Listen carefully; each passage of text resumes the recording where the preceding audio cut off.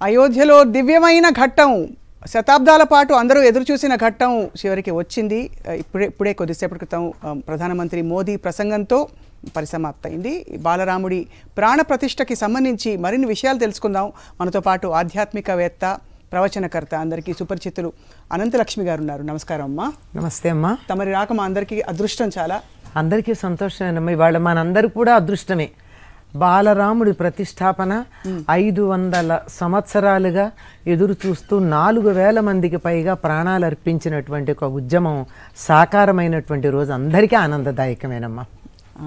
ఆనందాన్ని అందరం దేశంలో ఉన్నటువంటి అతి సామాన్యులు కూడా చాలా వేడుకగా జరుపుకుంటూ ఉన్నటువంటి ఘట్టం ఇది.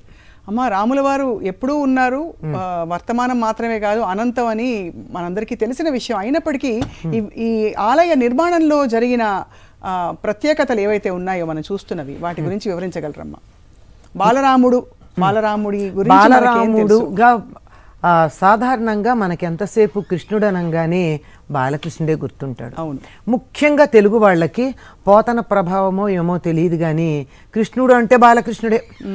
ఉత్తర దేశంలో రాధాకృష్ణుడు మొదలైనవి ఉంటాయి. అవును. అలాగే రాముడి దగ్గరికి వచ్చేటప్పటికి మనకి కోదండరాముడున్నా పక్కన సీతాదేవి ఉంటుంది. కోదండరాముడు ఉంటాడు, అయోధ్యరాముడు ఉంటాడు, సీతారాముడు ఉంటాడు. ఎక్కడైనా సరే సీత లేకుండా, లక్ష్మణుడు లేకుండా రాముడు కనపడడు. ఎక్కడో 1-2 సందర్భాల్లో తప్ప హనుమంతుడు లేనటువంటి రాముడు కూడా చాలా తక్కువ. 1-2 చోట్లే ఉన్నాయి మనకట్లా. అట్లా తప్ప అటువంటిది బాలరాముడు ఏమిటి? ఇది చాలామందికి వచ్చినటువంటి సందేహం. ఎందుకు అంటే ఇంత రూపాలలో మనం రాముడిని ఆరాధించుకుంటున్నాం కదా, రాముడి బాల్యం గురించి ఎందుకు లేదు? ఎందుకంటే వాల్మీకి ఆయన ఉద్దేశంలో రామాయణం రచించేటప్పుడు ధర్మ ప్రతిష్టాపన మాత్రమే ఆయన దృష్టిలో ఉంది. ఎన్నో అంశాలు ప్రత్యేకంగా ప్రస్తావించినవి కూడా ఉన్నాయి మనకి రామకథలో. ముఖ్యం తను ధర్మ ప్రతిష్టాపనకు సంబంధించి రామో విగ్రహవాన్ ధర్మాన్ అంటారు గనక ధర్మాన్ని ఏ రకంగా ఎప్పుడు ఎలా అనుష్ఠించాడో చూపించేది ఉంది. 12 ఏళ్ళు వచ్చే వరకు రాముడు ధర్మంగానే ప్రవర్తించాడు. 12 ఏళ్ళేమిటి, ఆయన నోరెత్తి మాట్లాడింది ఎప్పుడంటే దశరథుడి విశ్వామిత్రుడి వెనక వెడుతున్నప్పుడు ఇక్కడ ఈ శబ్దం వస్తోంది, ఈ నదేమిటి అని అడిగాడు. అలా అక్కడక్కడ ఈ ఆశ్రమం ఏమిటి అని అడగడం తప్ప మాట్లాడలా. కనుక బాలుడుగా రాముడు ఏ రకంగా ప్రవర్తించాలో, బాల ధర్మాన్ని ఎలా నిర్వర్తించాడో అది పరిపూర్ణంగా నిర్వర్తించాడు గనక దాని గురించి వాల్మీకి ప్రస్తావన ఎక్కువ చేయలే.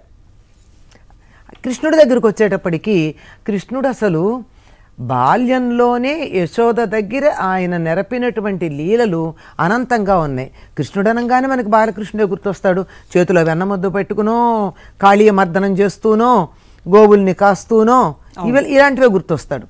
రాముడి గురించి అటువంటి ప్రస్తావన మనకి రామాయణంలో లేకపోబట్టి బాలరాముడి విగ్రహం మనకి ఎక్కడా కనపడదు. అవును. తర్వాత దాంపత్య ధర్మం అనేది ఎలా ఉండాలి అని ప్రతిపాదించినటువంటి వాడు, ఆచరించి చూపించినటువంటి వాడు. అందువల్ల సీత లేకుండా రాముడు ప్రతిష్టాపన కూడా మనకి ఎక్కడా కనపడదు.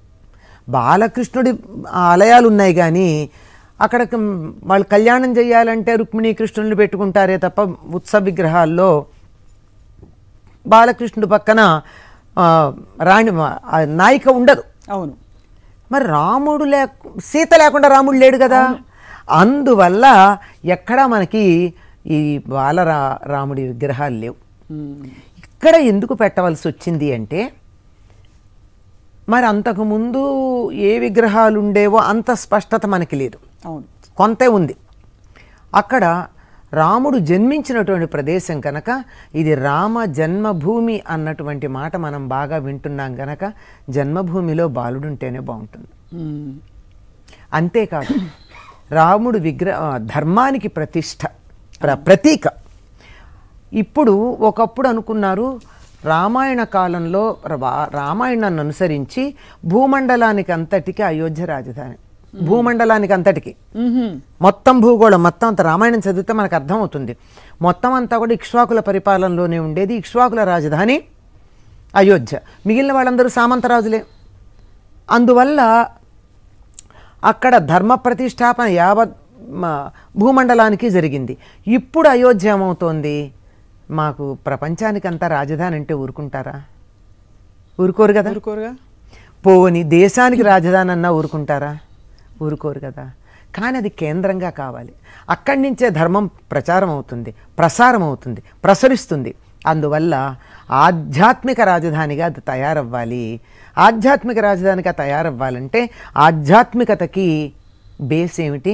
ధర్మం. ధర్మం అభివృద్ధి చెందాలి. ఇప్పుడుందా అంటే ఎవరికి వాళ్ళు ఆలోచించుకోవాలి. సమాధానం నేను చెప్పను. ధర్మం ఎంత ఉంది, ఎలా ఉంది అని. మళ్ళీ ధర్మం బాగా ప్రతిష్టాపన కావాలి అంటే రాములు తయారవ్వాలి. రాములు తయారవ్వాలంటే ఏముండాలి? కౌసల్యాలు తయారవ్వాలి, దశరథులు తయారవ్వాలి. బాలరాముడు అనగానే పక్కన దశరథుడు కౌసల్య ఉంటారు. కనుక ఒక సంతానం కావాలి అని తల్లిదండ్రులు తపస్సు చేసి యజ్ఞాలు చేసి మా సంతతి కావాలి, మా వంశం కొనసాగాలి అని సత్సంతానం కోసం నియమనిష్టలు పాటించినప్పుడు రాముడు లాంటి వాళ్ళు పుడతారు. పుట్టిన తర్వాత కౌసల్య పెంచినట్టు పెంచాలి, కైక తీర్చిదిద్దినట్టు తీర్చిదిద్దాలి, సుమిత్ర వారికి దోహదం చేసినట్టు చెయ్యాలి. దశరథుడు ఏ రకంగా వారికి మార్గదర్శనం చేశాడో అట్లా చెయ్యాలి. వశిష్ఠుడు, విశ్వామిత్రుడు లాంటి వాళ్ళు వాళ్ళని తీర్చిదిద్దాలి. మరి ఇవన్నీ 25 ఏళ్ళు వచ్చిన వాళ్ళని, 50 ఏళ్ళు వచ్చిన వాళ్ళని చేస్తామా మనం? చేయలేంగా. అంచేత బాలరాముని ప్రతిష్ఠించి రాబోయేటటువంటి తరాలన్నీ కూడా ధర్మ మార్గంలో నడవడానికి తగినటువంటి వాళ్ళు ఇక్కడ తయారవ్వాలని అనడానికి సంకేతమా అని నాకు వ్యక్తిగతంగా అనిపిస్తుందమ్మా. ఒక సున్నితమైన ప్రశ్నమ్మా ఇక్కడ. ఎన్నో దివ్యక్షేత్రాలు, పుణ్యక్షేత్రాలు, ఆలయాలు వెలసిన నేల భారతదేశం. అలాంటిది ఇన్ని ఆలయాలు ఉండగా ఇప్పుడు అయోధ్య రామాలయం ద్వారా మీరు చెప్పిన ఈ అంశంతో పాటు ఇది ధర్మానికి రాజధాని అవుతుందని ఏ నమ్మకంతో మీరు అంటున్నారు? ఎందుకంటే ఒక పుణ్యక్షేత్రానికి ఆ పరిసర ప్రాంతాల అసలు అంటే దానికి ఒక తీరు తెన్ను అన్ని అలవర్చుకుని అది రూపుదిద్దుకోవడానికి కొంత కాలం కూడా కొంత సహకరించి వస్తుంది. సో అయోధ్య ఎందుకు అంత దృష్టి పెడుతున్నారు? నేను ఇప్పుడు ఏమన్నారు, ధర్మానికి అనలేదు, ఆధ్యాత్మికత కన్నా. ఆధ్యాత్మికతకి బేసు ధర్మం. అది మతాలు వేరమ్మా, ధర్మం వేరు, ఆధ్యాత్మికత వేరు. మతాలకి వేరే ఉంటాయి, ధర్మం జీవన విధానానికి ఉంది. ఆధ్యాత్మికత అన్నది ప్రతి జీవి తనని తాను ఉద్ధరించుకునే ప్రయత్నం. ఈ ఉద్ధరించుకునే ప్రయత్నానికి ధర్మం సహకరిస్తుంది. దానికన్నా అతి తక్కువ స్థాయిలో మతం ఉపయోగపడుతుంది అంతే. మతం అతి చిన్న మెట్టు, దాని మించి వచ్చింది. అసలు మతం ఉన్నా లేకపోయినా కానీ అసలు ఏ మతం ఏ దేవుడు నమ్మని వాళ్ళు కూడా ధర్మ మార్గంలో ఉండేవాళ్ళు ఎంతమంది లేరమ్మా? అవును, ఎంతోమంది ఉన్నారు. నేను దేవుణ్ణి నమ్మను అన్న వాళ్ళు కూడా చాలా నిజాయితీగా. ధర్మం అంటే ఏది ఎప్పుడు ఎలా మసులుకోవాలో చెప్పేదాన్నే ధర్మం అంటారు. ఇక్కడ ఇప్పుడు ప్రస్తుతం మనం మాట్లాడుతున్న కోణం, అసలు ధర్మము అనేటటువంటి దానికి ఆంగ్లంలో సమానార్థకమైన పదం లేదు. రైటియస్ అని దరిదాపుల్లో చెప్తారు. మనం ఎన్ని సందర్భాల్లో వాడతామని ఇది నీకేమన్నా ధర్మంగా ఉందా అంటాం. అయ్యా ధర్మం చేయండి బాబు అంటారు కదా. అవన్నీ కూడా ధర్మంలో పార్ట్ అండ్ పార్సల్, అతి చిన్న భాగాలు. అసలు ఏమిటంటే ఏదైనా సరే దాని యొక్క తత్వాన్ని అనుసరించి సహజమైనటువంటి స్థితిలో ఉండి సహజమైనటువంటి ప్రవర్తన కలిగి ఉండడం ధర్మం. పిల్లలు తల్లిదండ్రుల మాట వినడం ధర్మం, చదువుకునేటప్పుడు గురువుల మాట వినడం ధర్మం. అంతవరకే చెప్తున్నా, రెండోది కూడా చెప్పాలి. గురువులు కూడా తమ బాధ్యతను సమంగా నిర్వర్తించడం వాళ్ళ ధర్మం. అవును. సూర్యుడు తూర్పున ఉదయించడం ధర్మం, పశ్చిమాన ఉదయించాడు కదా. అంటే తనకి ఏదైతే కర్తవ్యం నిర్దేశించబడి ఉందో బై డిఫాల్ట్ అంటాం, మీరు ఆంగ్ల అదే కంప్యూటర్ పరిభాషలో చెప్పాలి, సహజ సిద్ధంగా పుట్టుకతో వచ్చేటటువంటి కొన్ని కర్తవ్యాలు ఏవైతే ఉన్నాయో వాటిని ధర్మం అంటాం. దానిని యాజ్ ఇట్ ఈజ్గా పరిపాలించటం. అలా పరిపాలించేటటువంటి వాళ్ళు దేవుణ్ణి నమ్మని వాళ్ళల్లో కూడా బోళ్ళు మంది ఉన్నారు. అవును, ఏ మత విశ్వాసాల్లో ఉన్న వాళ్ళైనా ఉన్నారు. అంచేత ధర్మం వేరు, మతం వేరు, ఆధ్యాత్మికత వేరు. ఈ ఆధ్యాత్మిక రాజధాని అన్నాను కానీ ధర్మానికి రాజధాని అనలా. ఆధ్యాత్మికతకి ధర్మం బేస్ అవుతుంది. అవును. కనుక ఆధ్యాత్మిక కేంద్రం అవుతుందని ఎలా చెప్తున్నారు? ఇప్పటికే పెద్ద పెద్ద దేవాలయాలు ఉన్నాయి కదా, ఇది కొత్తగా తయారైంది కదా అని అంటున్నారు కదా. ఇది ధర్మం కోసం 500 ఏళ్ళు ఎంతో మంది జీవితాలు త్యాగం చేసినటువంటిది.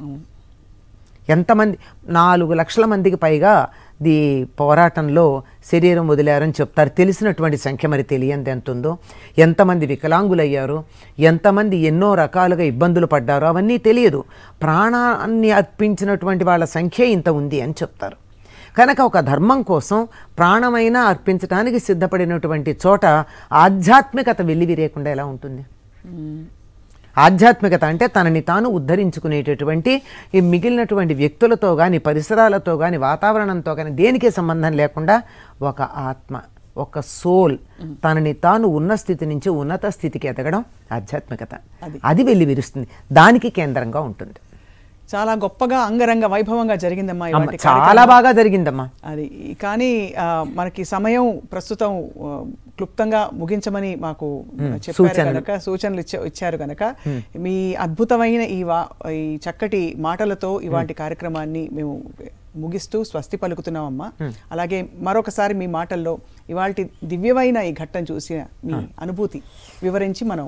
అమ్మా, ఇది ఒక ప్రభుత్వమో, ఒక పార్టీయో, ఒక సంస్థో చేసినటువంటి పని కాదు. ఇది భారతదేశంలోనూ ఇతర అనేక దేశాలలోనూ ఉన్న ఆధ్యాత్మిక భావనలు కలిగిన వాళ్ళు, రామభక్తులు స్వచ్ఛందంగా తమంతట తాముగా ఇందులో భాగస్వామ్యం వహించాలి అని చేసినటువంటిది. ఇది ఒక వ్యక్తులకు సంబంధించింది కాదు, మొత్తం జాతికంతా సంబంధించింది. ఆ నిర్మాణంలో మీది ఒక ఇటుకుంది, నాది ఒక ఇటుకుంది. ఒక ఇటుక లేనటువంటి సనాతన ధర్మాన్ని అనుసరించేటటువంటి వాళ్ళు ఎవ్వరూ లేరు. కనుక అందరికీ సంబంధించినటువంటి మందిరం అది. అందరి మందిరం, మన హృదయాలలో ఉన్న మందిరం. అక్కడ అయోధ్య ఉంది, ఇక్కడ కూడా ఒక అయోధ్య ఉంది. ఇవాళ మనం మన గుండెల్లో రాముణ్ణి ప్రతిష్టాపించుకోవాల్సినటువంటి రోజు. ప్రతిష్టాపించుకుందాం, రామ మార్గంలో నడుద్దాం. ధన్యవాదాలమ్మా, మీకు సాదర నమస్కారాలు. నమస్తే.